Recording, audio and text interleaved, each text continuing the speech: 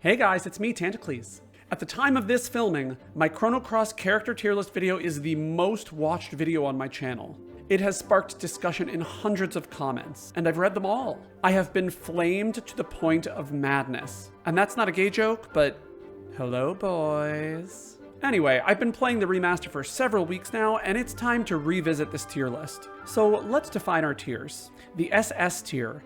These characters are truly the best in the game. No characters compete with the utility, role consolidation, and combat ability of these characters. They can literally do it all, and any weaknesses they have can be easily compensated for with their base stats. No adjustments needed. The S tier. These characters are very good, and you can't go wrong using them.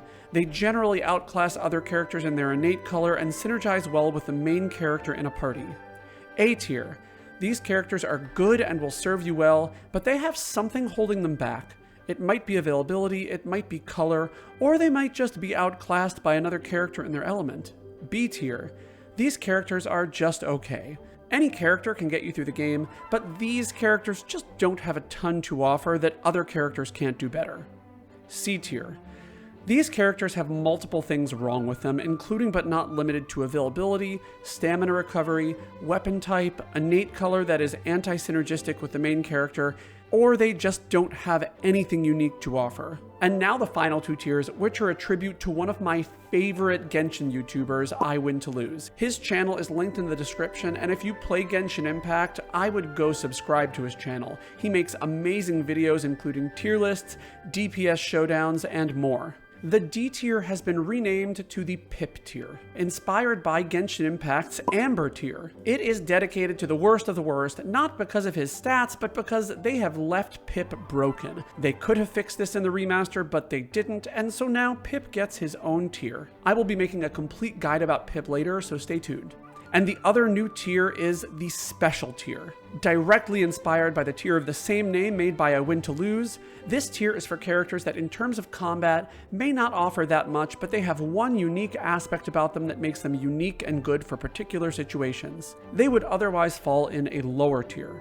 There won't be many characters in this tier, but the ones that are, well, they're special. And now, everyone's favorite part of the video, the disclaimers. These tiers are my opinion and represent my experience with multiple playthroughs and at my level of investment, skill, and patience. Other content creators and players may have different experiences with these characters. This list is not meant to bash the character's design or character art, and is simply a tool to use to help determine which characters provide the most value when taking into account the amount of damage they do, the ease with which they will help a casual player get through the main game, and their general utility. Any character can be used to get through the game, and all characters are useful in some way. If you've made it this far, please like the video and cast Aquaball on the subscribe button. It's free and it really helps my channel.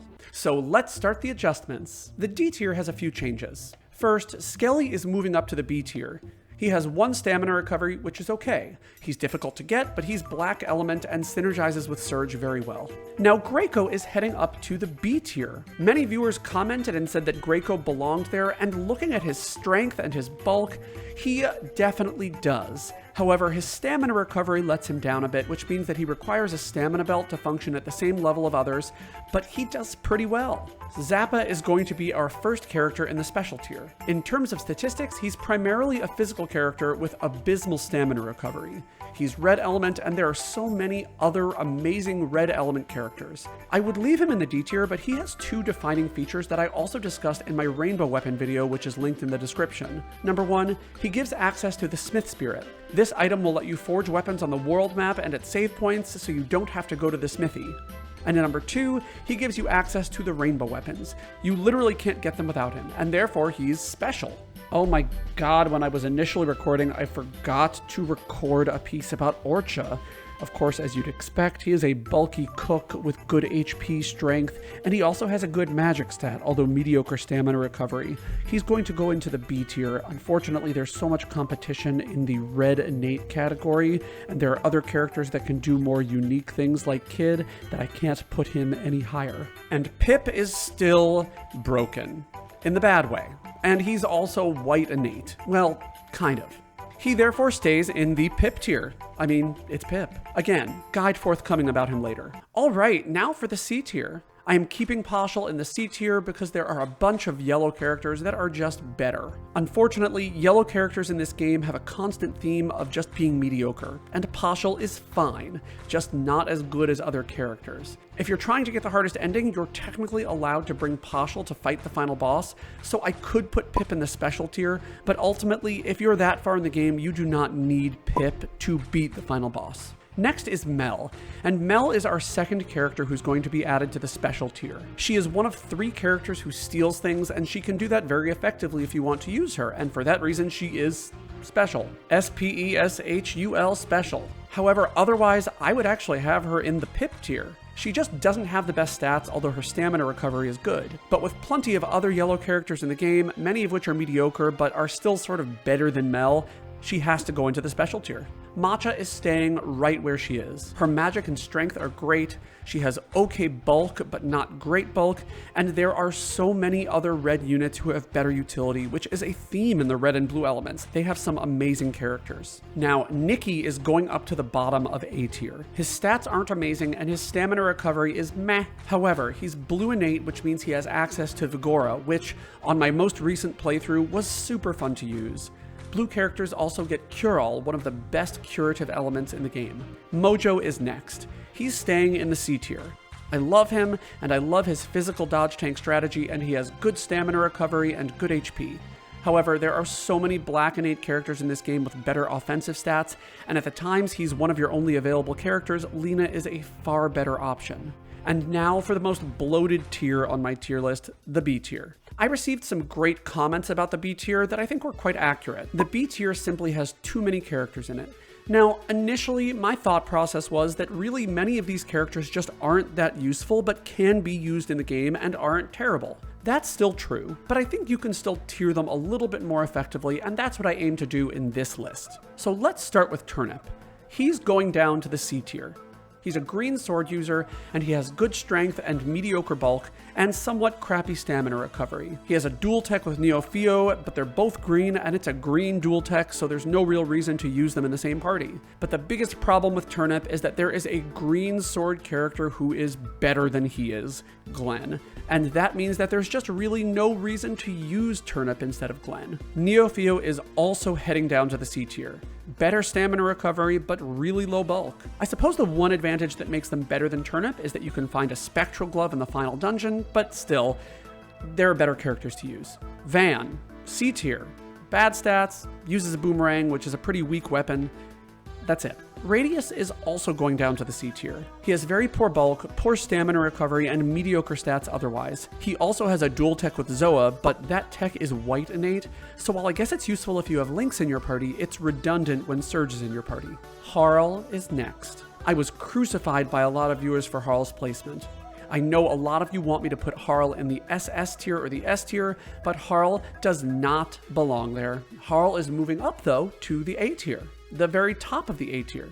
However, number 1, I am not calling her Harley, and number 2, she is redundant with Lynx during the time she is in the party and has poor availability. Good stamina recovery, good magic, good strength, good bulk, but that redundancy means I cannot put her above A tier. Period. Flame me. It's fine. I'm used to it by now. Doc and Stina we can address together. Doc is white innate despite strategy guides having him as another color, which is weird. Because he's white innate, he's completely redundant with Surge, and he's being demoted to the C tier. Okay stats, but worse stamina recovery than Stina, who stays in the B tier just by comparison, though you could make an argument that they're in the same tier. And let's address Starkey and Riddell while we're on the topic of white characters. Starkey has very similar stats to Stina and is recruitable earlier than Stina, which means he's less redundant, goes into the A tier. And Riddell is one of the best magic users in the game and is also recruitable while you have Lynx. Therefore, she moves up to the A tier. I cannot bring her higher though because she's white innate and therefore redundant with Surge later in the game. That being said, there is an argument for putting her in the special tier because you cannot get Surge's best weapon without her. However, Surge's best weapon is strictly unnecessary. You don't need the Master Moon to beat the game. A Spectral Swallow is just fine. Now for yellow, Viper and Snef are next. Snef and Viper have similar stats, except Snef has less strength. They both have the same crappy stamina recovery. So Snef will move down to the C tier and Viper will stay in the B tier. Leah is similar to Viper with the same stamina recovery, but her bulk and strength are amazing, some of the best in the game. She is staying in the B tier, but she is above Viper. Fungi has a lot less strength and bulk than Leah, but still has a lot of strength and bulk compared to other characters. He also has better stamina recovery and magic than Leah. They're about equal in my eyes, and he's gonna go into the B tier just above Leah because of his better magic utility. Norris is next, and he has the same stamina recovery as Fungi, but he has a double tech with Grobik. However, that doesn't change his usefulness that much. His level 5 tech is quite useful as it's an attack all, and he'll stay in the B tier just above Fungi, but honestly, it's a toss-up for me which is more useful. And finally, Zoa. Reconsidering Zoa is hard for me. He is a physical juggernaut with stats similar to Grobik, but his stamina recovery is atrocious by comparison. However, even without boosting items, he will do more damage than many of the other yellow characters in this tier, and thus I am upgrading him to A tier. I refuse to put him in the S tier though, when Grobik is clearly the better choice, though you could make an argument that they are very similar. Slap a stamina belt on him and he becomes very similar to Grobik. However, I think being yellow makes him have less synergy with Surge. On the other hand, there's no yellow character with anything special going on besides Mel, who is in the special tier and has such poor availability that she's rarely available to be in the same party as Zoa. He also has that nasty dual tech with Karsh, which of course means that it's time to consider Karsh. Karsh is very similar to Zoa. He has slightly lower bulk, which is largely insignificant, and slightly higher stamina recovery and a much higher magic, making him more versatile. Also, as a green innate character, he gets slightly more healing out of the heal all element, which is one of the 3 best healing elements in the game. Thus, Karsh is headed straight to the S tier. Huge upgrade for him. Janice and Mickey can be lumped together. They are easy to compare to each other as they both have similar strength and bulk, and Mickey only has 1 extra stamina recovery. They also are both able to find rainbow weapons without crafting in the final dungeon, which is a plus. However, where Mickey excels is magic. Her magic power is much better than Janice. Therefore, Janice is going to stay in the B tier, and Mickey is being upgraded to the bottom of S tier, under Kid, whom we haven't talked about yet. Kid is deservedly getting an upgrade to the very top of S tier. Her ability to steal allows you to get shiny materials to make rainbow weapons early without needing summons. Her level 5 tech, Red Pin, particularly earlier in the game, is extremely powerful and useful. What holds her back from being SS tier is her availability. She's gone for a good deal of the game, and that just sucks. And now we're getting into some controversial territory, as if Harl and Kid weren't controversial enough. Let's start with some more black innate characters who were previously in the B tier. First is Grobik. Grobik is actually moving up to the S tier because of his good stamina recovery and great bulk and strength, as well as the fact that he's black innate, which synergizes well with Surge. He's definitely up there with some of the best, and with a Vigora user in the party, he's a huge powerhouse, though not amazing with magic. He is so close to S tier, but just doesn't quite make it for me. Lucia, on the other hand, has much worse strength and bulk with minimal increase in magic. She has slightly better stamina recovery, but in this case the difference is so small that it's inconsequential. She will stay in the B tier. And now, the most contentious category in this tier, the blue innate characters. Let's start with Pierre. Pierre is staying in the B tier. He is useful if you get all of his equipment, but if you don't, he's pretty mediocre, and he's comparable to Fargo, whom we'll talk about later, without the utility of Steel. Irene's and Lena and Korcha all need to be considered together. As blue elemental characters, they are inherently more useful than many others if you don't already have one in your party. As I mentioned before, all blue innate characters can use Vigora and Cure-All, which are extremely useful. They all have very similar stats, with Lena having a little more stamina recovery and availability earlier in the game that makes her very useful, and Korcha has a lower magic stat and slightly higher strength. That being said, you do not need another physical blue unit, so Korcha is purely redundant with Fargo. He is heading all the way to the bottom of B tier. I'm upgrading Irene's to the A tier and Lena to the S tier for the aforementioned reasons. And finally, definitely the most interesting character in this tier, and the character who is getting the biggest change, Sprig. She can transform into any enemy, and she has a bangin' magic stat if you want to use elements on her. and early in the game, you can get the White Knight transformation from the Isle of the Damned, and it trivializes a large portion of the game, as well as the Grand Slam where you recruit Janice. You can also use her to cast elements on Couscous that they can mimic, and you can subsequently trap them, increasing your element pool for later in the game. Sprig is amazing. For all of these reasons, I am changing Sprig's ranking to the special tier. I waffled multiple times while making this list, and I originally had her in the SS tier. While she is completely worthwhile and you get her for free, there are plenty of other characters who can just wail on enemies without any in-battle setup. That's why she's special. In the near future, I will make a full guide on Sprig, but at least for now, Sprig is heavily featured in my Chrono Cross trap guide, which I will link in the description. I strongly suggest you check that out after this video. After I make a Sprig guide, I will link that in the description as well, so stay tuned. So that's the B tier done, which was our biggest obstacle. Now for the A tier. Marcy is first, and she is being upgraded to the S tier just above Lena. Lena is available more, and so if Marcy isn't available, then obviously Lena is better, but Lena and Marcy have effectively the same stats, with Marcy's advantage being that her weapon is the glove, and there is a free spectral glove available in Fort Dragonia. If you are going to forge a spectral weapon for Lena anyway, then they are equivalent and there's really no difference. Marcy has all of the advantages of Lena with almost identical stats, a tiny bit more strength and more evasion, and the ability to wear child outfits, which can enhance that evasion further if that's worth it to you. They both have poor bulk, so that sucks, but it's okay. They are both still extremely useful. Razlie is next. She is going to stay in the top of A tier because of her color. She has an amazing magic stat and good stamina recovery, as well as unusually good evasion that can be enhanced with the child outfits. Unfortunately, where she suffers is her bulk and strength. She is thin as paper. Don't bother giving her revive elements if you're fighting a yellow enemy. She will die. Guile is awesome. He has great magic and great bulk, though not as good as Grobik's bulk. His strength stat is abysmal, but he has one of the best element grids in the game and a fantastic magic stat to back it up. Unfortunately, his stamina recovery leaves something to be desired, but if you want a Black Innate character to use magic, he is it. I am putting him in the S tier just below Grobik. I have always seen him as superior to Grobik, but I've had a change of heart. He just can't do physical damage, and the rod does damage to all enemies, which makes him less reliable at gaining element levels. He has to hit all of the enemies in a battle to gain an element level.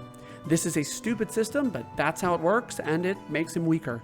Draggy is the final character in our previous A tier, and he is also heading up into the S tier. His stamina recovery and bulk are fantastic, and he also has a good strength stat. His magic lags behind a bit, but he is the glove type, which means that like Grobik, Mickey, and Marcy, he has access to the best weapon out of a chest in the final dungeon. His bulk makes a huge difference to his survivability, and his extra stamina recovery is amazing. And now we're heading into the S tier, which was previously the highest tier. Let's start with the easy ones. Surge and Lynx are staying in the S tier. Tons of strengths, and they can get the Master Moon, which is an incredible weapon with auto critical hits. They also have good bulk and good magic. Very useful and powerful characters, and honestly, at the top of S tier. Glenn is next, and he is going to stay in the S tier. He is amazing and has the dual Iron Lancers, two of the strongest swords in the game, along with a great strength stat to complement it, though a sucky magic stat. But his stamina recovery and bulk are great. However, he lacks some of the special characteristics of his colleagues that give them added utility. Our final character is Fargo. Fargo is, in my opinion, the best character in the game. He is the master of role consolidation. He can cast Vigora, steal items from enemies, and deal out massive physical damage if that's your pleasure. He's also the only thief available to steal the colored plates, which allow you to absorb elemental damage. Put simply, Fargo is the reason the SS tier exists.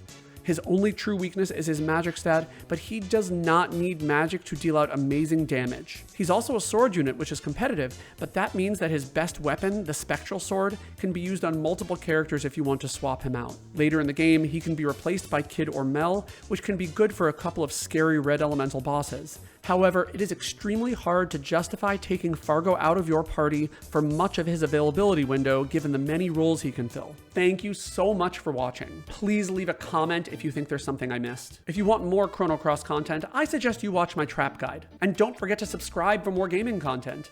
Bye bye, see you in the next one.